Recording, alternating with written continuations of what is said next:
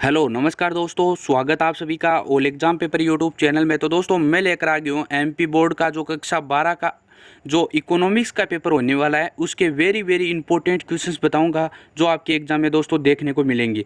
तो दोस्तों नए हो तो चैनल को सब्सक्राइब कर लेना और बेल आइकन की घंटी को जरूर से प्रेस कर लेना ताकि आपको आने वाले हर वीडियो का नोटिफिकेशन मिल जाए। और वीडियो को ज़्यादा से ज़्यादा शेयर करना है ताकि जो इकोनॉमिक्स के जो स्टूडेंट हैं एमपी बोर्ड के वो अच्छे अंक प्राप्त कर सके। सबसे पहले बात कर लेते हैं क्वेश्चंस की। सबसे पहला प्रश्न आ जाता है कि सही विकल्प चुनकर आपको आंसर देना है। तो सबसे पहले आ जाता है योगात्मक अर्थशास्त्र का दूसरा नाम है दोस्तों। तो इसका राइट आंसर दोस्तों हो जाएगा समष्टि अर्थशास्त्र। फर्स्ट राइट आंसर हो जाएगा। ब आ जाता है भारत में राष्ट्रीय आय की गणना का कार्य कौन करता है। तो यह करता है दोस्तों केंद्रीय सांख्यिकी जो है संगठन है, वह जो राष्ट्रीय आय का है वह कार्य गणना का कार्य करता है। तो इसका राइट आंसर 3 नंबर हो जाएगा। आगे से आ जाता है प्रतिकूल भुगतान संतुलन है। तो इसका राइट आंसर दोस्तों हो जाएगा कि कम आयात और अधिक निर्यात। आगे द आ जाता है भारत में बजट पेश किया जाता है। तो यह दोस्तों उपयुक्त दोनों के समक्ष के द्वारा जो पेश है लोकसभा और राज्यसभा दोनों के जो समक्ष है वो है बजट, भारत का बजट है वो पेश किया जाता है। आगे दोस्तों आ जाता है मांग के नियम का आधार है। तो मांग के नियम का आधार है दोस्तों, इसका राइट आंसर हो जाएगा उपयोगिता का होश नियम। तो इसका राइट आंसर 3 नंबर हो जाएगा। आगे बात कर लेते हैं 2 नंबर प्रश्न आ जाता है दोस्तों, आपको रिक्त स्थानों की पूर्ति करनी है। इसमें आपको 5 दिए हुए हैं, उसकी आपको पूर्ति करनी है। तो दोस्तों 2 नंबर प्रश्न में आ जाता है, पहला आ जाता है कार तथा पेट्रोल वस्तुएं हैं। तो यह दोस्तों ही पूरक वस्तुएं हैं दोस्तों, पूरक वस्तुएं। इसका राइट आंसर हो जाएगा पूरक। सेकंड आ जाता है दोस्तों रेल बजट जो संसद में के द्वारा प्रस्तुत किया जाता है। तो दोस्तों रेल बजट है वो रेल मंत्री के द्वारा जो है प्रस्तुत किया जाता है। तो रेल मंत्री इसका राइट आंसर हो जाएगा दोस्तों। सेकंड का आंसर हो जाएगा रेल मंत्री, इसका राइट आंसर हो जाएगा सेकंड का। थर्ड आ जाता है प्रभावपूर्ण मांग बढ़ने का रोजगार का स्तर दोस्तों बढ़ता है। प्रभावपूर्ण मांग बढ़ने पर जो है रोजगार का स्तर है बढ़ता है। तो इसका राइट आंसर हो जाएगा जो 3 नंबर का राइट आंसर हो जाएगा। 4 नंबर का जो 3 नंबर का जो राइट आंसर हो जाएगा कि बढ़ता है, जो है प्रभावपूर्ण मांग बढ़ने पर रोजगार का स्तर बढ़ता है। 4 नंबर आ जाता है बढ़ती हुई प्रभावपूर्ण मांग ने रोजगार के स्तर को बढ़ाया। इसका राइट आंसर हो बढ़ाया। 4 नंबर का जो राइट आंसर हो जाएगा बढ़ाया और 3 नंबर का जो राइट आंसर रोजगार बढ़ता है। आगे दोस्तों 5 नंबर आ जाता है अधिकतम सामाजिक जो लाभ के सिद्धांत का प्रतिपादन किया था। यह प्रतिपादन दोस्तों किसने किया था, यह क्या था डोल्टन ने यह अधिकतम सामाजिक लाभ के सिद्धांत का प्रतिपादन डोल्टन ने किया था दोस्तों। आगे आ जाता है 3 नंबर प्रश्न की बात कर लेते हैं। सबसे पहले स्तंभ ए के लिए स्तंभ बैग से चुनकर आपको सही जोड़ियां बनानी है दोस्तों। आपको दोस्तों भरना है, इसमें आपको मिलान करना है। सबसे पहले बात कर लेते हैं सोना।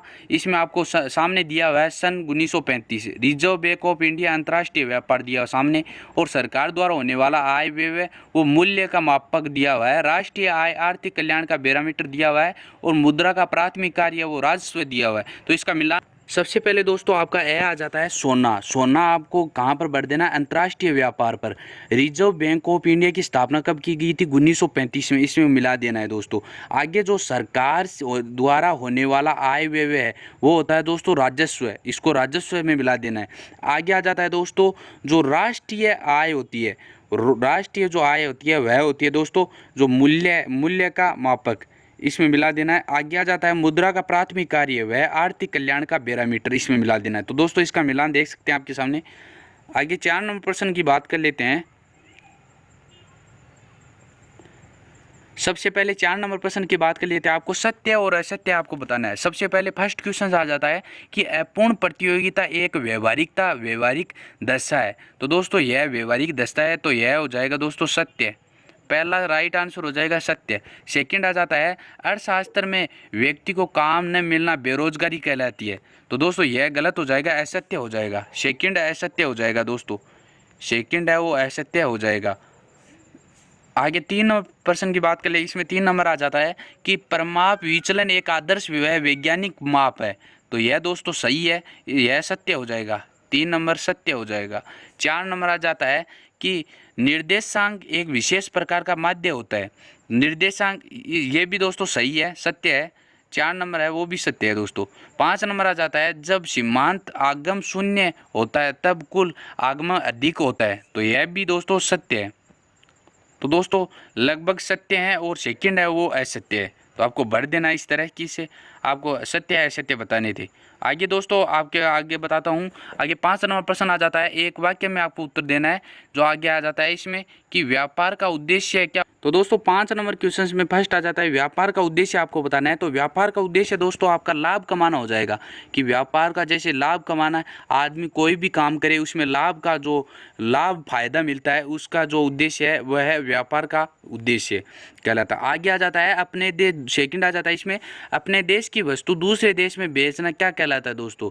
तो अपने देश में, तो दोस्तों सेकंड का राइट आंसर हो जाएगा अपने देश की जो वस्तु है बेचना क्या कहलाता है, या तो अंतर्राष्ट्रीय व्यापार कह सकते हैं, अंतर्राष्ट्रीय व्यापार कह सकते हैं, और या आपको विदेशी व्यापार, अंतर्राष्ट्रीय व्यापार है उसको भी कह सकते हैं, और जो विदेशी व्यापार है उसे भी कह सकते हैं। दोनों में से कोई सा भी आप कह सकते हैं, विदेशी व्यापार या आपको अंतर्राष्ट्रीय व्यापार, क्योंकि जो वस्तुएं दूसरे देश में, कोई भी जो देश से दूसरे देश में जो वस्तुएं बेचती जाती है उसे विदेशी व्यापार या अंतर्राष्ट्रीय व्यापार कहते हैं। तीसरा क्वेश्चन आ जाता है भारत में मुद्रा जो निर्गमन का अधिकार किस बैंक से है। तो यह दोस्तों बैंक ऑफ इंडिया, केंद्रीय बैंक द्वारा है दोस्तों। केंद्रीय बैंक जो है bank of India, bank of India है जो भारतीय जो bank of India state bank, उसका जो है भारत में जो मुद्रा का निर्गमन अधिकार है वो SBI, इसको बैंक ऑफ इंडिया भी कहते हैं, केंद्रीय बैंक। आगे 4 नंबर प्रश्न आ जाता है नाबार्ड की स्थापना कब हुई थी। तो नाबार्ड की स्थापना हुई थी दोस्तों 1982 में। नाबार्ड की स्थापना 1982 में हुई थी। 4 नंबर का राइट आंसर हो जाएगा 1982। 5 नंबर प्रश्न आ जाता है बजट की अवधि कितने वर्ष की होती है। तो बजट की अवधि होती है दोस्तों 1 वर्ष की होती है। बजट की अवधि होती है वो 1 वर्ष की होती है। इसका राइट आंसर 5 नंबर का 1 वर्ष की होती है। आगे दोस्तों बात कर लेते हैं क्वेश्चंस की। आगे 6 नंबर प्रश्न आ जाता है मांग को प्रभावित करने वाले आपको 2 तत्व का वर्णन करना है। इसके अथवा में आ जाता है पूर्ति के नियमों के कोई 2 अपवादों का संक्षिप्त आपको वर्णन करना है। 7 नंबर प्रश्न आ जाता है दोस्तों राष्ट्रीय संपत्ति के किन्हीं 2 अंगों का संक्षिप्त वर्णन करना है। अथवा में आ जाता है बंद अर्थव्यवस्था किसे कहते हैं, संक्षिप्त में आपको वर्णन करना है। 8 नंबर प्रश्न आ जाता है अनैच्छिक बेरोजगारी का अर्थ स्पष्ट कीजिए, और इसके अथवा में आ जाता है 8 नंबर के अत्यधिक मांग का कीमत पर प्रभाव आपको बताना है। आगे दोस्तों 9 नंबर प्रश्न आ जाता है सांकेतिक मुद्रा किसे कहते हैं, और इसके दोस्तों 9 नंबर क्वेश्चंस के अथवा में आ जाता है भारतीय रिजर्व बैंक की स्थापना कब हुई थी, इसका जो प्रधान कार्यालय कहाँ पर स्थित है। तो दोस्तों मैंने पीछे भी आपको बताया कि बैंक जो भारतीय रिजर्व बैंक के स्थापना के बारे में, उसके बारे में आपको देख लेना है। आगे आ जाता है कि जो है 10 नंबर प्रश्न आ जाता है माध्य विचलन के दो गुणों को आपको समझाना है। इसके अथवा में आ जाता है धनात्मक सहसंबंध किसे कहते हैं, उदाहरण आपको देने हैं। आगे 11 नंबर प्रश्न आ जाता है व्यष्टि और समष्टि अर्थशास्त्र के कोई 4 अंतर लिखने हैं, और इसके अथवा में आ जाता है 11 नंबर के कि समष्टि अर्थशास्त्र की 4 विशेषता बतानी है आपको। 12 नंबर प्रश्न आ जाता है क्षेत्र के आधार पर बाजार के प्रकारों की व्याख्या करनी है। अथवा में आ जाता है पूर्ण प्रतियोगी बाजार की 4 विशेषताएं आपको बतानी है। आगे दोस्तों 13 नंबर प्रश्न आ जाता है रिजर्व बैंक के केंद्रीय बैंक संबंधित कार्य लिखने आपको। इसके अथवा में आ जाता है आधुनिक अर्थव्यवस्था में व्यापारिक बैंकों का महत्व आपको समझाना है। 14 नंबर प्रश्न आ जाता है भुगतान संतुलन और व्यापार संतुलन में आपको अंतर लिखना है। इसके अथवा में आ जाता है भुगतान संतुलन की प्रतिकूलता के 4 कारण आपको लिखने हैं।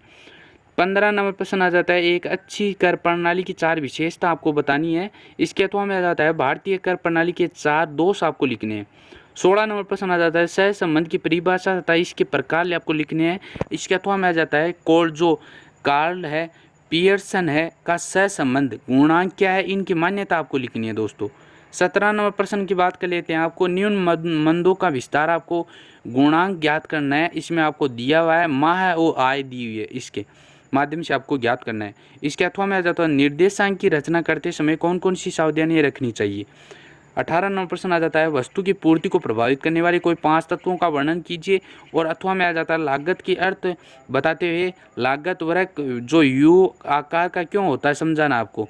19 नंबर प्रश्न आ जाता है राष्ट्रीय आय के लेखांकन के महत्व की विवेचना करनी है आपको। इसके अथवा में आ जाता है राष्ट्रीय पूंजी के घटकों का विवेचना आपको करनी है दोस्त। 20 नंबर प्रश्न आ जाता है दोस्तों उपभोग फलन के कोई 5 निर्धारित तत्व लिखने आपको। 21 नंबर दोस्तों इसके अथवा में आ जाता है 20 नंबर के अभावी मांग को ठीक करने की 5 उपाय आपको लिखने हैं। 21 नंबर प्रश्न आ जाता है सरकारी बजट की 5 विशेषता आपको लिखनी है। इसके अथवा में आ जाता है बजट बनाने के प्रमुख 5 उद्देश्य लिखने हैं। 22 नंबर प्रश्न आ जाता है निर्देशांक किसे कहते हैं, निर्देशांक के प्रकारों की संक्षिप्त आपको व्याख्या करनी है। इसके अथवा में आ जाता है अपकिरण जो अपकिरण का अर्थ व अपकिरण का ज्ञात करने की 2 नीतियाँ आपको वर्णन करनी है। 23 नंबर प्रश्न आ जाता है कि मांग की परिभाषित करते हुए मांग के नियमों की सचित्र व्याख्या कीजिए। इसके अथवा में आ जाता है अल्पकाल में लागत विश्लेषण को समझाने आपको। 24 नंबर प्रश्न आ जाता है निम्नलिखित आंकड़ों की फिशर का आदर्श निर्देशांक आपको ज्ञात करना है जिसमें मूल्य दिया हुआ है और वर्ष दी हुई है। इसके माध्यम से आपको ज्ञात करना है। आगे दोस्तों इसके अथवा में आ जाता है निम्न आंकड़ों को आपको से परमाप जो विचलन ज्ञात करना है जिसमें आपको अंक और छात्र की संख्या दी हुई है। तो दोस्तों ये था आपके लिए जो कक्षा 12 का जो एमपी बोर्ड का इकोनॉमिक्स का पेपर था। तो दोस्तों नए हो तो चैनल को सब्सक्राइब कर लेना और वीडियो को लाइक करके ज़रूर से जाना। और धन्यवाद, मिलते हैं अगले वीडियो में। दोस्तों कोई भी क्वेश्चन बाहर नहीं जाने वाला है।